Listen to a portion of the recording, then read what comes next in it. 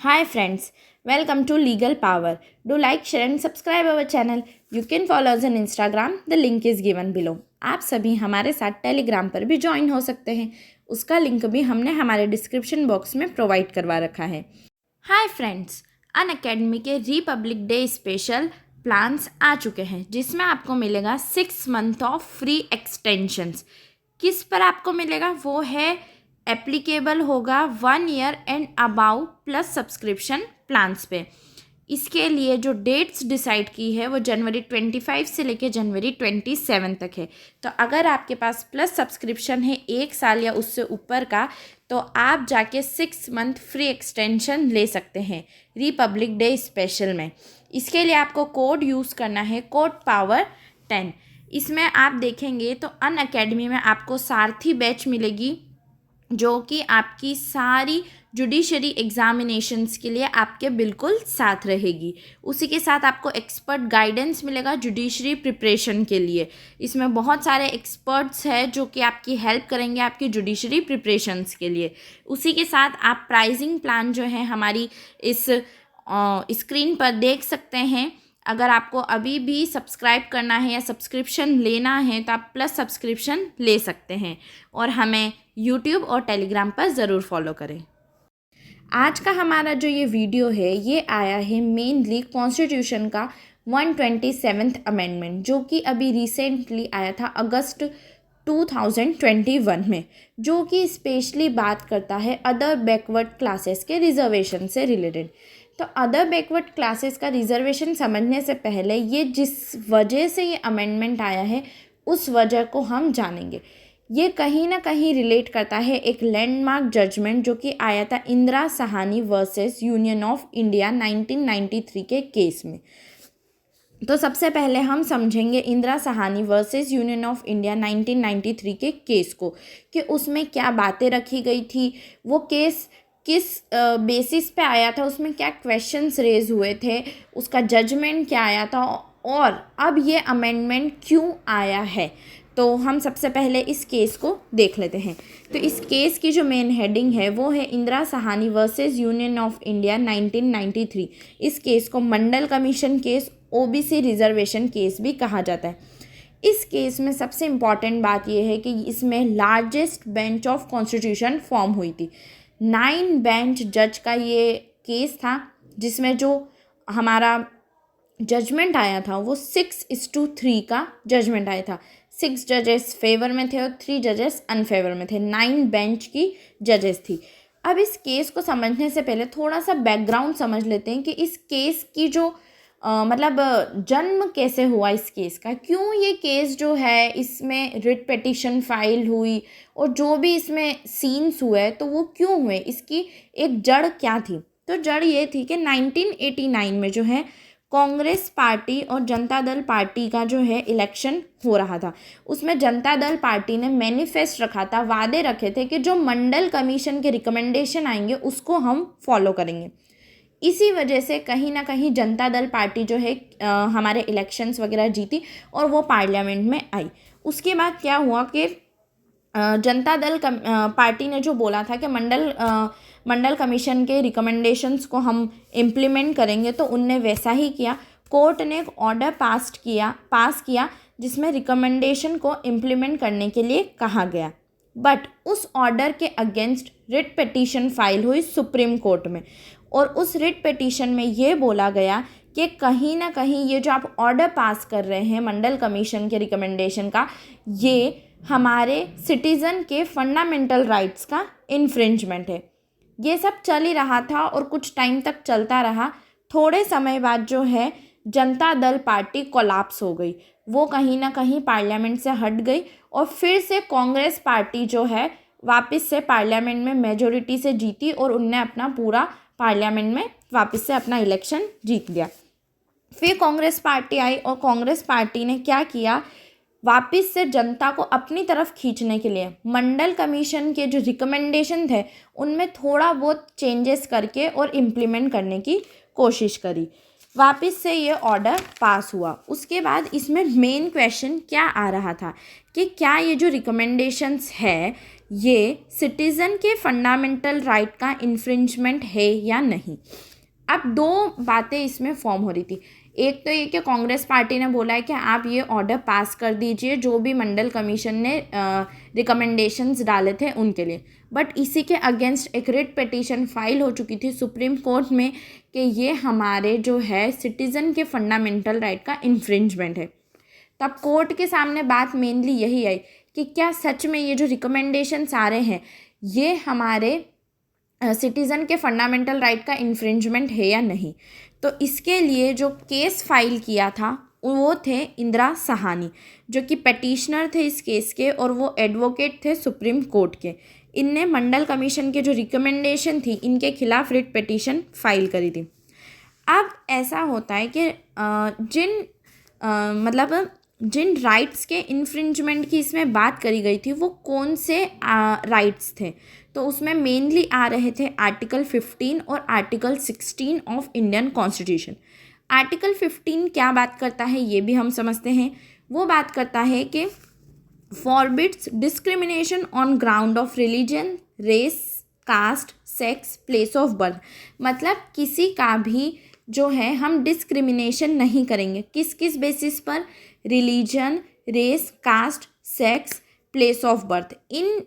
इन point को लेके हम किसी का भी डिस्क्रिमिनेशन नहीं करेंगे। उसी के अलावा आर्टिकल 16 बात करता है right of equal opportunity in matter of public employment. जब भी पब्लिक एम्प्लॉयमेंट की बात आएगी तो सभी को बराबर का अधिकार दिया जाएगा। ये बात आर्टिकल 15 और आर्टिकल 16 करते हैं। बट जो रिजर्वेशन का टॉपिक आता है कि SC, ST और OBC को रिजर्वेशन मिलता है पब्लिक एम्प्लॉयमेंट में, तो कहीं ना कहीं वो आर्टिकल 15 और आर्टिकल 16 के खिलाफ आ रहे थे। इसीलिए ये रिट पिटीशन फाइल हुई थी। अगर हम ऊपर से एक सिनेरियो देखें तो हमें कहीं ना कहीं लगता है कि हाँ सही तो था, क्योंकि जब हमारे आर्टिकल्स बात करें कि हमें बराबर का अधिकार होना चाहिए या फिर हमारा डिस्क्रिमिनेशन नहीं होना चाहिए, तो फिर हमें रिजर्वेशन क्यों दिया जा रहा है? क्यों किसी और को अधिकार ज़्यादा है कि वो पब्लिक एम्प्लॉयमेंट में उनको सीट्स रिजर्व मिलती है? तो कहीं ना कहीं अगर हम ऊपर से देखें तो हमें लगता है कि हाँ ये रिट पिटीशन सही थी। बट सुप्रीम कोर्ट है, सुप्रीम कोर्ट ने जो जजमेंट दिया है, जब आप वो लास्ट में इसमें सुनेंगे तो आपको कहीं ना कहीं लगेगा कि क्यों हम में और सुप्रीम कोर्ट के जजेस में इतना फ़र्क है। उन्होंने इतनी बारीकी से और इतने अच्छे से इन चीज़ों को समझ के और जजमेंट पास किया था, तो हम कहीं ना कहीं देखते हैं कि ये इन्फ्रिंजमेंट नहीं होता है किसी के राइट का। तो अब हम इस केस के मेन इश्यूज़ को देखते हैं। इसमें जो इशू आए थे कि जो हमारे कॉन्स्टिट्यूशन का आर्टिकल 16 क्लॉज 4 है, क्या वो एक एक्सेप्शन है आर्टिकल 16 क्लॉज 1 का? तो सबसे पहले हम देखते हैं आर्टिकल 16 क्या होता है। तो आर्टिकल 16 जो है वो बात करता है राइट टू इक्वलिटी में फॉल करता है, सभी को समान अधिकार मिलेगा उसकी बात करता है। अब आर्टिकल 16 क्लॉज 1 क्या बात करता है? वो बात करता है equal opportunity to all citizen in matters related to employment in public sector. मतलब हम सभी को बराबर का अधिकार है पब्लिक सेक्टर में एम्प्लॉयमेंट लेने का। ठीक है। आर्टिकल 16 क्लॉज 4 क्या बोलता है?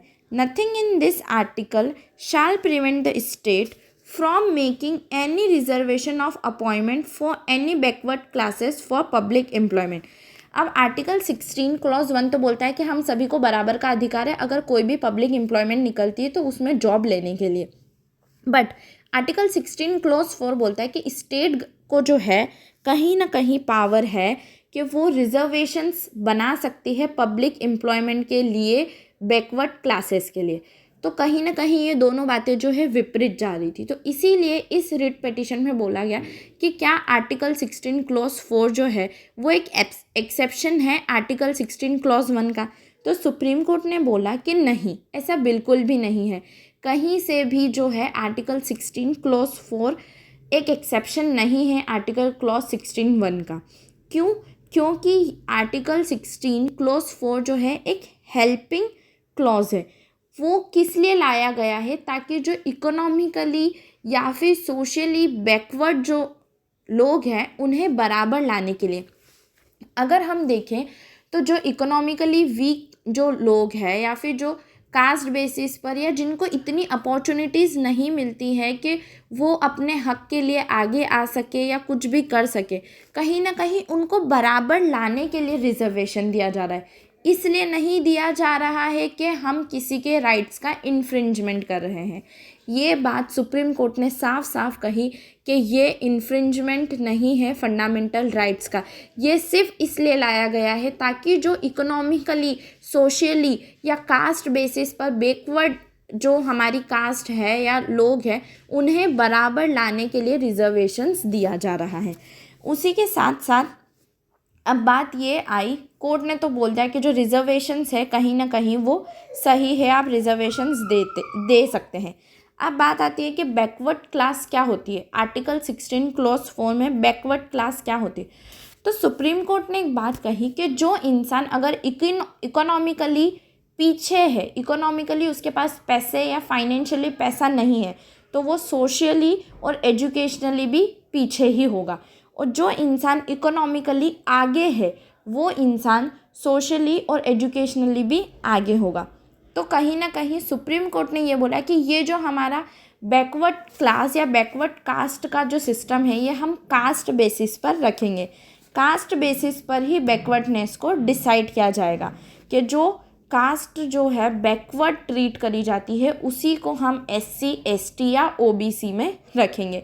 इकोनॉमिकली को इनने वो चीज़ हटा दी गई और इनने कास्ट को ही एक अपर या फिर बेंचमार्क माना SC ST and OBC decide करने के लिए। उसके बाद नेक्स्ट इस केस में जो बात आई थी वो थी कि क्या रिजर्वेशन 50% से ज़्यादा हो सकता है। तो सुप्रीम कोर्ट ने कहा नहीं, रिजर्वेशंस कभी भी 50% से ज़्यादा नहीं होंगे। उसी के बाद बात आई थी कि मंडल कमीशन ने बोला था 10% reservation for economically weaker sections, तो वो भी सुप्रीम कोर्ट ने मना कर दिया था। उसके बाद बात आई थी क्या प्रमोशन में भी रिजर्वेशन अप्लाइड होंगे। तो सुप्रीम कोर्ट ने कहा नहीं, प्रमोशन में रिजर्वेशंस अप्लाइड नहीं होंगे, सिर्फ इनिशियल अपॉइंटमेंट में रिजर्वेशंस अप्लाइड होंगे। नेक्स्ट बात आई क्रीमी लेयर का जो कंसेप्ट था, क्या वो SC ST OBC सभी के लिए होगा। तो कोर्ट ने कहा कि नहीं, ये क्रीमी लेयर का जो कंसेप्ट है ये ओनली और ओनली सिर्फ OBC के लिए रहेगा।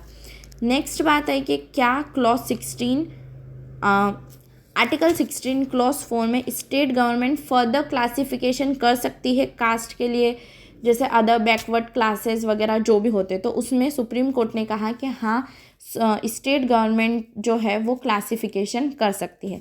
तो कहीं ना कहीं हम देखें तो इस केस का जो मेन मुद्दा निकला वो ये था कि रिजर्वेशंस देना सही है, कहीं से भी कहीं ये हमारे सिटीज़न के फंडामेंटल राइट का इन्फ्रिंजमेंट नहीं है। और जो रिजर्वेशंस होंगे वो कास्ट बेसिस बैकवर्डनेस पे होंगे। ये बात हमारे Indira Sawhney versus Union of India 1993 के केस में आई है।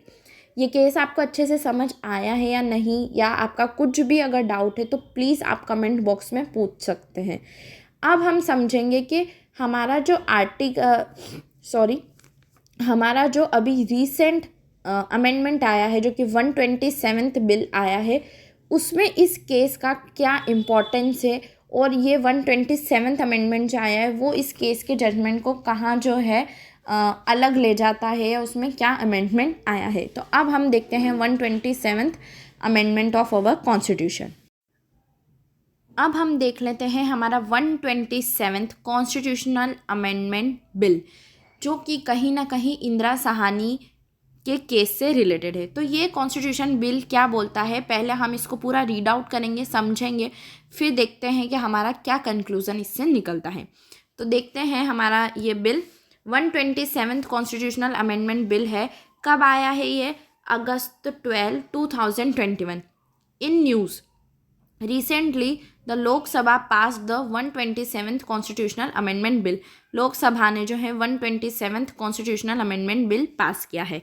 अब इस बिल में और क्या क्या है हम देखते हैं। About the bill, it seeks to restore the power of state government to identify other backward classes. ये क्या करती है? स्टेट गवर्नमेंट को पावर देती है, रिस्टोर करती है स्टेट गवर्नमेंट की पावर कि वो आइडेंटिफाई कर सके अदर बैकवर्ड क्लासेस को। जो कि सोशली और इकोनॉमिकली बैकवर्ड है after a supreme court order in May 2021। अब अगर इसमें आप गौर करें तो इसमें मेनली बोला गया है कि सोशली और इकोनॉमिकली जो बैकवर्ड है उनको अदर बैकवर्ड क्लासेस में डाला जाएगा स्टेट गवर्नमेंट के द्वारा। इंदिरा साहनी के केस में कास्ट को एक बेस रखा गया था और कास्ट बैकवर्डनेस से बैकवर्ड क्लासेस का क्लासिफिकेशन किया गया था।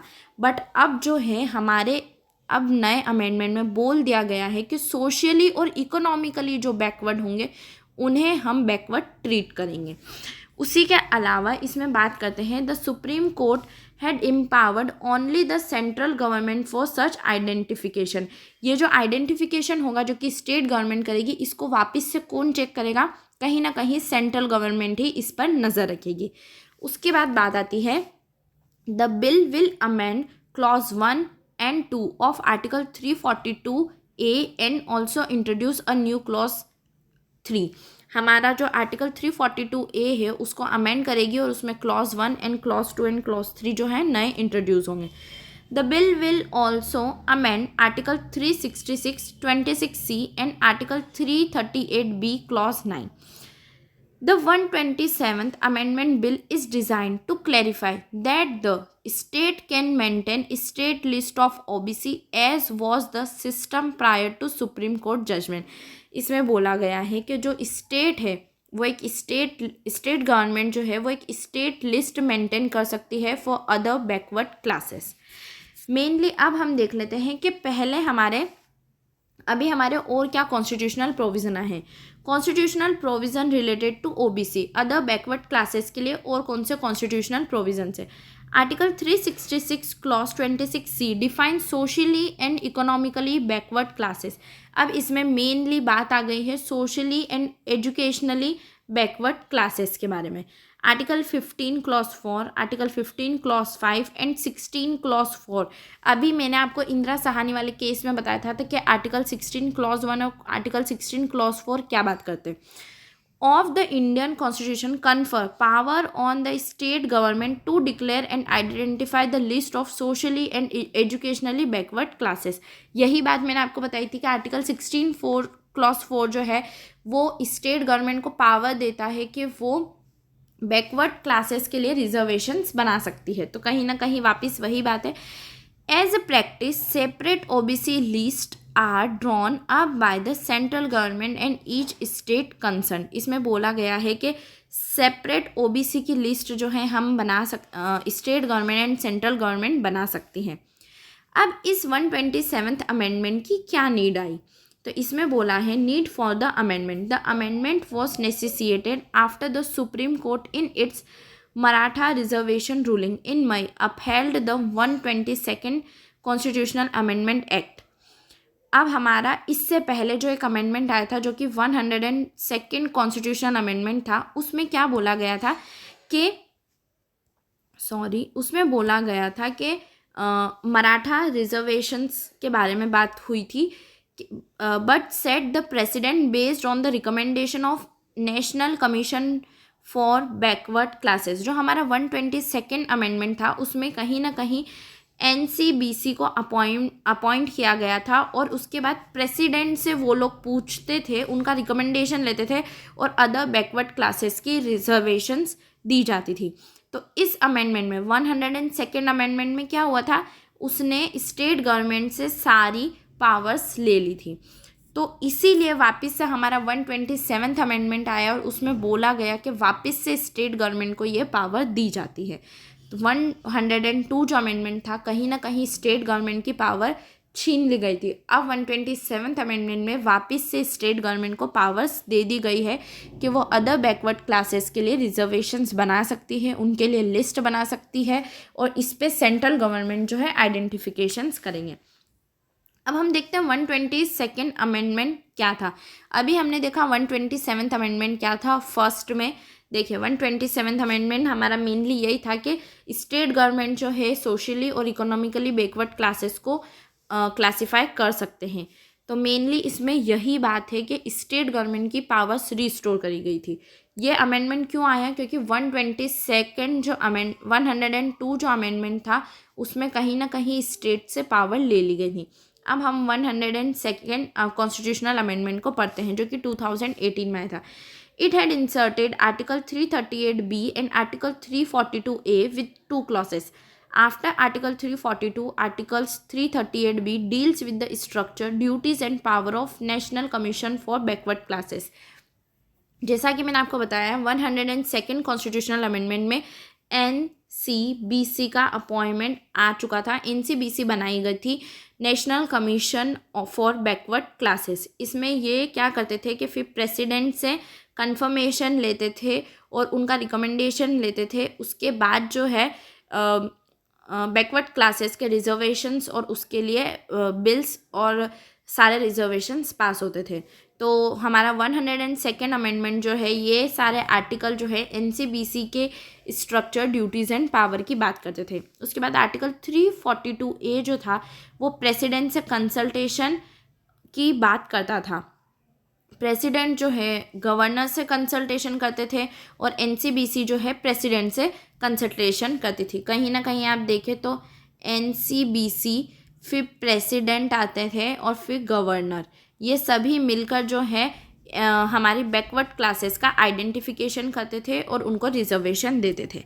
अब NCBC क्या होता था, national commission for backward classes. It is constitutional body, ये कॉन्स्टिट्यूशनल बॉडी थी जो कि 123 कॉन्स्टिट्यूशनल अमेंडमेंट बिल में बनाई गई थी और 102 अमेंडमेंट 2018 के कॉन्स्टिट्यूशन में बनाया गया था।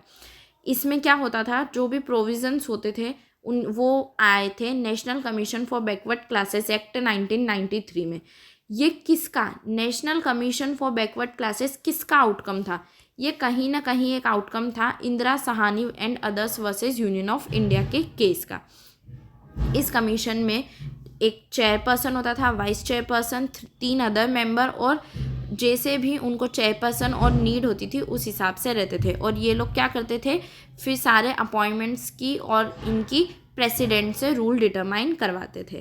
तो अब कहीं ना कहीं हम देखें तो 102 जो हमारा अमेंडमेंट आया 2017 में 123 कॉन्स्टिट्यूशनल अमेंडमेंट बिल, उसमें कहीं ना कहीं national commission for backward classes का कमीशन बना था जो कि प्रेसिडेंट से कंसल्टेशन लेता था। प्रेसिडेंट जो थे हमारे वो गवर्नर से कंसल्टेशन लेते थे और ये सभी मिलके अदर बैकवर्ड क्लासेस के रिजर्वेशंस के लिए प्रोविज़न्स बनाते थे।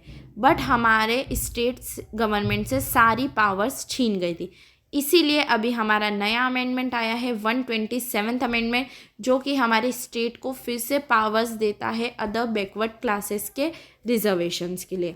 तो आया आपको समझ में, और भी कुछ डाउट हो तो प्लीज़ हमें कमेंट बॉक्स में कमेंट करके पूछ सकते हैं। आपको जो भी डाउट है हम बिल्कुल आपको रिप्लाई करेंगे। तो हमने इसमें देखा इंदिरा साहनी का केस, क्या क्या इश्यूज उसमें आए, क्या सुप्रीम कोर्ट का जजमेंट आया और उनका जो आउटकम आया, जो कि इंदिरा साहनी के केस का जो आउटकम आया वो आया था national commission for backward classes. अब उसका जो है उसे हटा दिया गया है और कहीं ना कहीं स्टेट गवर्नमेंट को फिर से पावर्स दे दी गई है। तो 127 जो कॉन्स्टिट्यूशनल अमेंडमेंट था और हमारा जो इंदिरा साहनी के केस से जो आउटकम आया था वो कहीं ना कहीं कहाँ रिलेट करे थे वो भी आपको समझ आ चुका होगा। हमारे इंदिरा साहनी के केस में हमें बोला गया था कि NCBC जो है बैकवर्ड क्लासेस का क्लासिफिकेशन करेगी, बट अब हमको बोल दिया गया है या सुप्रीम कोर्ट ने बोल दिया है कि जो बिल आया है उसमें बोला है कि स्टेट गवर्नमेंट जो है वो ही क्लासिफिकेशन करेगी अदर बैकवर्ड क्लासेस का। तो ये सब हमने डील किया है। कुछ भी डाउट्स हो तो प्लीज़ आप कमेंट बॉक्स में पूछ सकते हैं।